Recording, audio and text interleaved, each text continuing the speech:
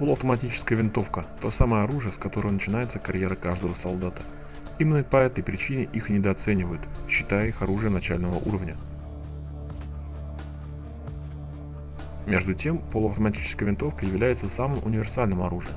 В зависимости от модификации ее можно применять на близких, средних и даже дальних дистанциях. Для близких дистанций необходимы модификации, нацеленные на повышение скорострельности. Для средних дистанций необходимы модификации, увеличивающие точность и стабильность, а для дальних – оптический прицел. Но все три сборки объединяет одно – необходимо улучшить патрон, доведя урон до 50 единиц.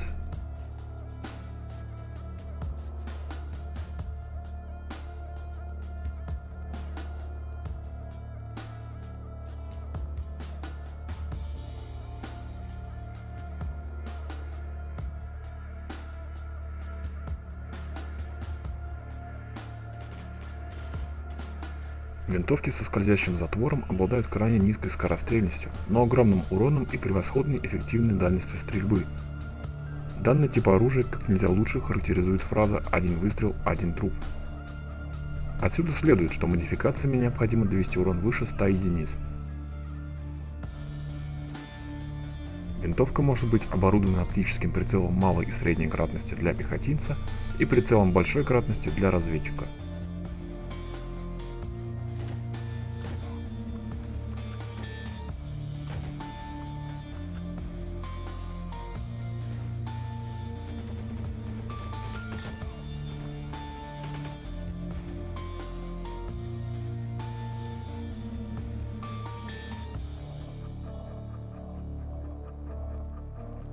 Пистолеты-пулеметы первого уровня предназначены для боя на близких дистанциях или в закрытых помещениях.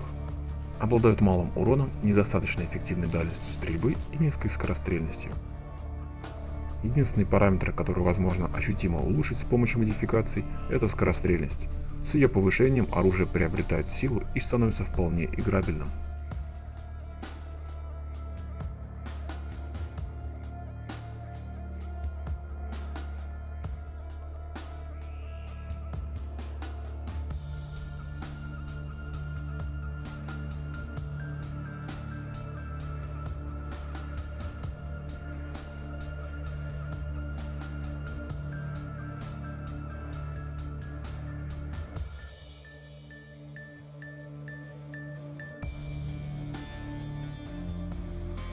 В сравнении со своими предшественниками, пистолеты-пулеметы второго уровня обладают более высокими характеристиками, а хорошая мобильность делает оружие идеальным для штурма.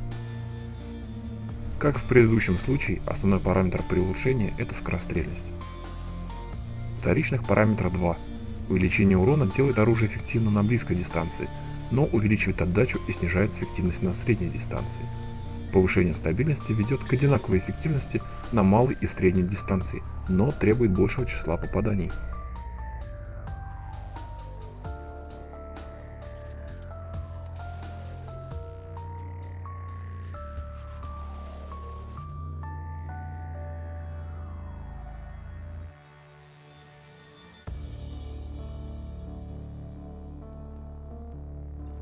В сравнении с пистолетами-пулеметами, урон ручных пулеметов немного выше и не снижается так резко при увеличении дистанции стрельбы.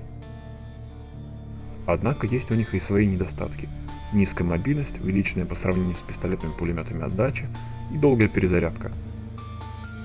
Ручные пулеметы – это прежде всего оружие защиты. Модификациями необходимо увеличить скорострельность, сохранив при этом стабильность.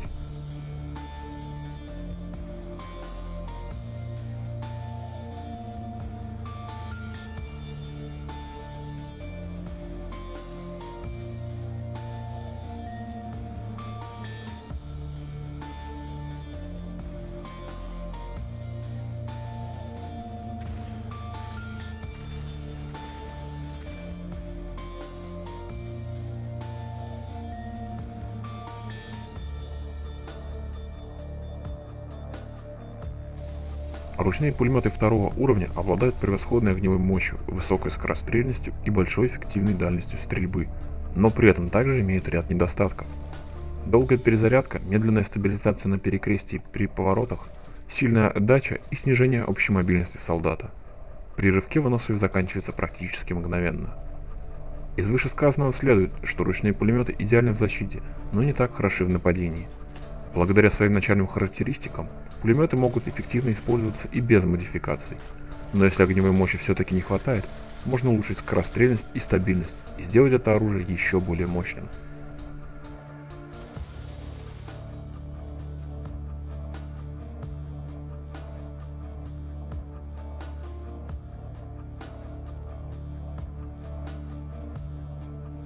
Пистолеты в основном являются вспомогательным оружием.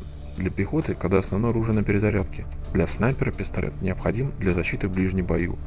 Для танкиста это возможность защитить свой танк от пехоты в крайнем случае. Как основное оружие, пистолеты практически бесполезны. Эффективная дальность стрельбы составляет 15-20 метров. Модифицировать следует максимально повышая точность и скорострельность.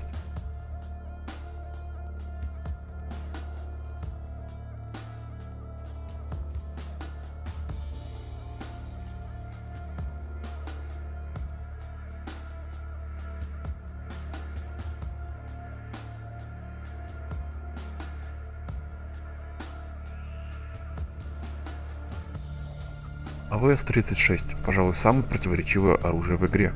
Оружие вполне пригодно для использования, но в силу своих недостатков и наличия лучших аналогов становится практически невостребованным. Весомых недостатка 2, низкий боезапас, всего 15 патронов, и сильная отдача. И вопреки здравому смыслу, большинство модификаций делают оружие еще хуже.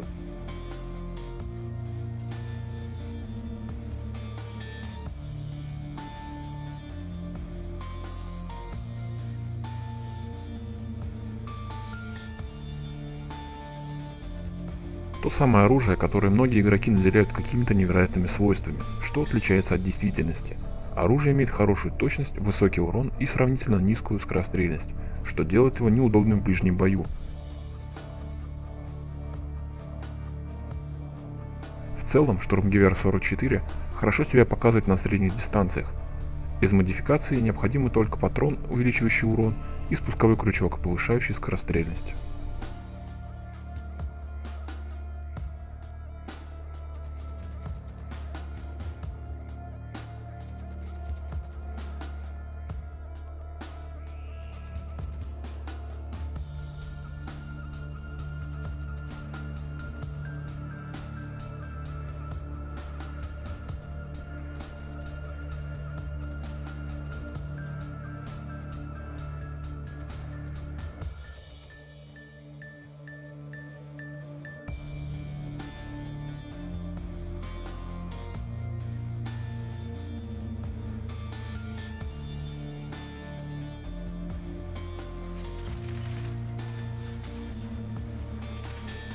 Карабин М1М2 по характеристикам является чем-то средним между пистолетом-пулеметом и ручным пулеметом.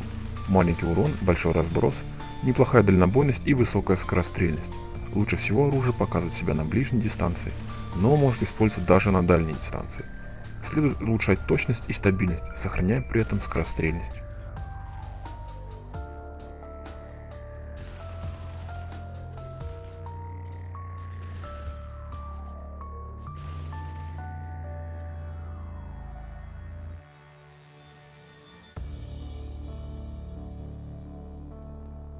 FG-42 легкий пулемет доступен только десанту, обладает хорошим уроном, неплохой скорострельностью и дальнобойностью. Однако десантник должен навязать противнику ближний бой, поэтому дальнобойность весьма сомнительный плюс. Из-за сильной отдачи и небольшого объема магазина стрелять приходится короткими очередями. Оружию сильно не хватает стабильности и скорострельности, что и следует поправить модификациями. Говоря в общем, FG-42 весьма сомнительное оружие, когда есть аналоги, не уступающие по характеристикам и ценой в 2 раза ниже. На этом у меня все. Не забывай оценивать, комментировать и подписываться.